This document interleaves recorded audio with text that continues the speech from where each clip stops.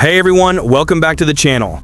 Today we're diving into one of the darkest chapters in American crime history, the chilling story of Juan Vallejo Corona, a man who seemed like an ordinary farm worker but hid a monstrous secret. Known as the Machete Murderer, he was responsible for 25 brutal killings that shocked the world. This isn't just a tale of crime, it's a story of poverty, mental illness, migration, and a descent into darkness. So grab a drink, settle in, and let's unravel the life of a man who buried his secrets, literally, in the orchards of California. Picture a small, dusty village in Jalisco, Mexico, 1934. That's where it all begins. Juan Vallejo Corona was born on February 7th in a place called San Antonio de los Moran, Atlan. Life here was tough. His family were poor farmers scraping by in a rural area where survival meant working the fields from dawn to dusk. Juan grew up with 4 brothers and a sister in a home where money was scarce and education was a luxury they couldn't afford. His father tilled the land, his mother managed the household, and young Juan, he was quiet, serious, and maybe a little intense. Some said he had a temper, but in a village where everyone knew each other, he blended in. The 1930s were rough in Mexico, with the Great Depression's effects lingering. For families like the Coronas, the American dream, the promise of work and money across the border, was a beacon of hope. By the late 1940s, Juan's siblings had already made the leap to the United States under the Bracero program, a legal agreement that brought Mexican laborers to work in American fields. Juan, just 16, wanted in on that dream. In 1950, he crossed the border illegally, braving deserts and dodging patrols to reach the Imperial Valley in California. Imagine a teenager, alone, no papers, no English, just a burning desire to make something of himself. He started picking carrots and melons, back-breaking work under the scorching sun. The pay was meager, the living conditions worse, crowded camps, disease, fights among workers, but Juan kept at it. A few months later, he moved to the Sacramento Valley, where fruit orchards stretched as far as the eye could see. There, he reunited with his brothers, who were already working the fields.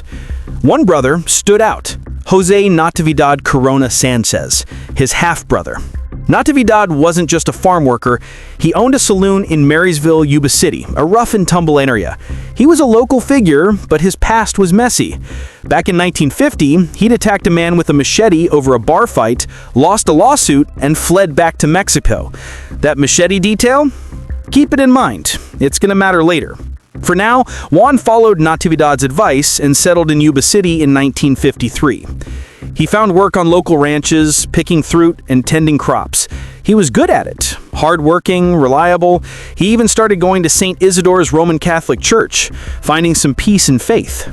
Life seemed to be falling into place. In October 1953, at 19, Juan married Gabriela E. Hermosillo in Reno, Nevada. But the marriage crumbled fast. Poverty, long hours, and distance tore them apart, and they divorced soon after. Juan threw himself back into work, moving from ranch to ranch. Then in 1955, disaster struck, not just for him, but for the whole region. A massive flood hit Yuba City, destroying homes, crops, everything. Juan was caught in the chaos, and something in him broke. He started seeing things, hallucinations, ghosts. He was spiraling. In 1956, he had a full-blown mental breakdown.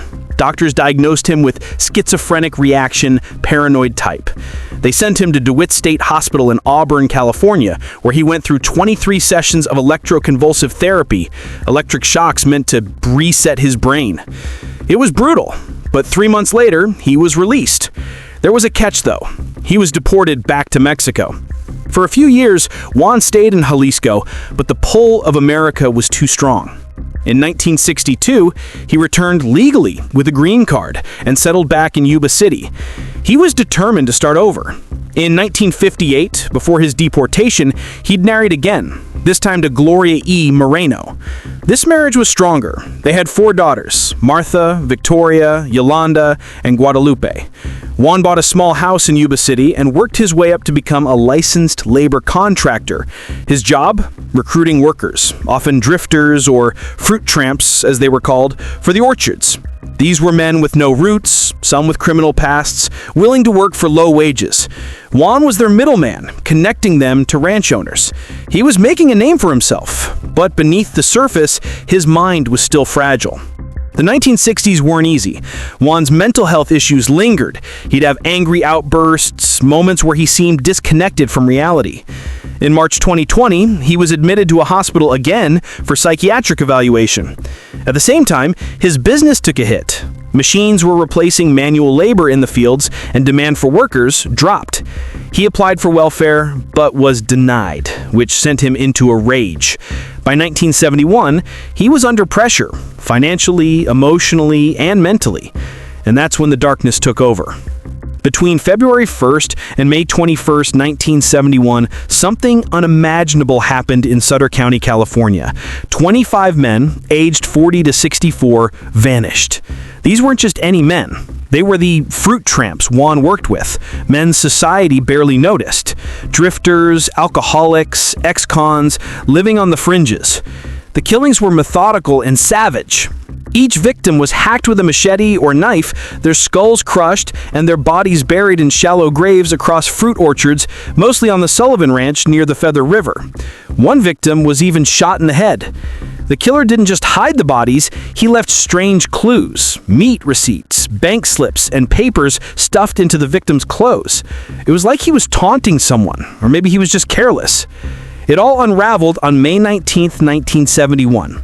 A farmer noticed a freshly dug patch in his orchard. Curious, he started poking around and found a body. Police were called, and what they uncovered was horrifying. Over the next few days, they dug up 24 more bodies, 25 in total. Victims like John Joseph Haluka, Sigurd E. Byerman, and others were identified, but 4 remain unknown to this day. The graves were shallow, some just a foot deep, as if the killer didn't care if they were found. The police were stunned. This wasn't one murder, it was a massacre. Suspicion quickly fell on Juan Corona. Why? He was the labor contractor for these men. Witnesses saw victims getting into his pickup truck. The police searched his home and found a blood-stained machete, knives, a pistol, and clothes with suspicious stains. Most damning was his work ledger, a notebook with 34 names, 7 of which matched the victims. Prosecutors called it a death list. On January 26, 1971, Juan was arrested and charged with 25 counts of first-degree murder. The quiet, church-going family man was now the suspect in one of America's worst serial killing sprees. The investigation was intense. Juan was moved to Marysville Jail for security, and on August 2, he pleaded not guilty. His first lawyer, Roy Vanden Heuvel, tried to build a defense around his mental illness, bringing in psychiatrists to argue insanity. But things got messy. By June 14th, Juan switched lawyers to Richard Hawk, a private attorney with a shady reputation.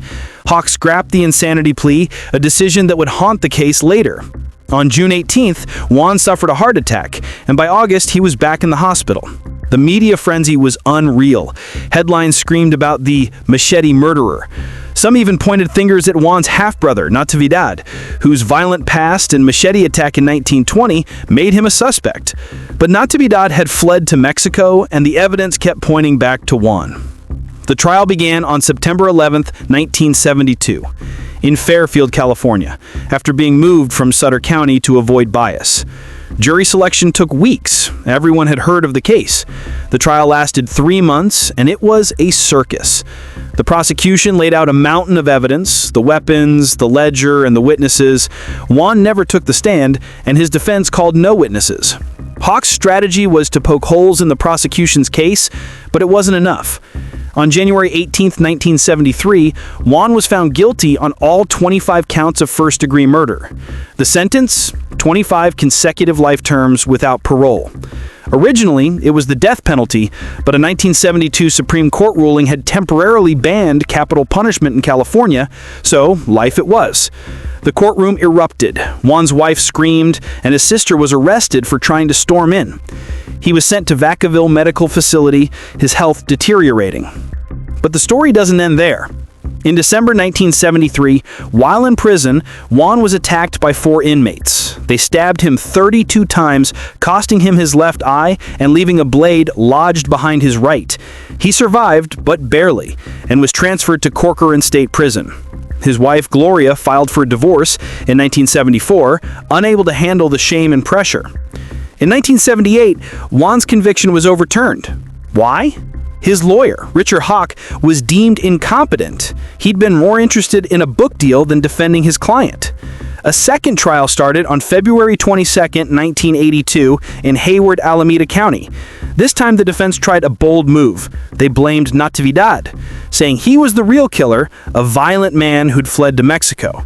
But the evidence was still overwhelming. On September 23, 1982, Juan was convicted again and sentenced to 25 concurrent life terms. Life in prison was lonely. Juan's daughters grew distant, his siblings passed away, and he became a ghost of the man he once was. He applied for parole multiple times, always denied. But in 2011, something shocking happened. During a parole hearing, Juan confessed. He admitted to killing the men, calling them winos and creeps who trespassed on the ranches. He said he was